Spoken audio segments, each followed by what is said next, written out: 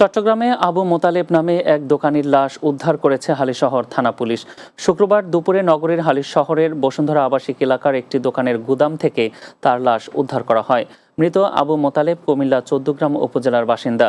তিনি পরিবার নিয়ে হালিশহর এলাকার জাহানারা ম্যানশন নামে একটি ভবনে ভাড়া থাকতেন।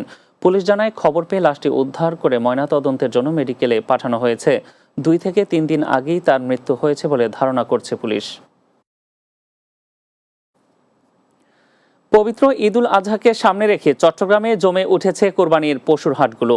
নগরের সাগরিকা, বিবির হাট, ফতেয়াবাদ সহ বিভিন্ন পশুর হাটগুলোতে ক্রেতা বিক্রেতাদের উপচে পড়া ভিড়।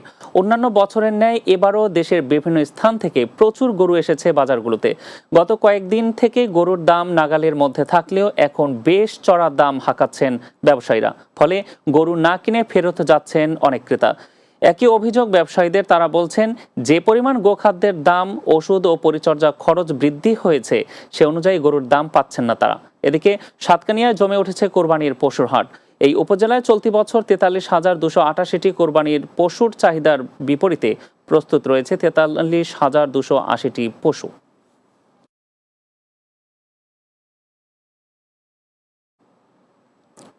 রাতের বাংলা নিচ্ছি আরও একটি বিরতি, ফিরছি কিছুক্ষণের মধ্যে, সঙ্গেই থাকুন।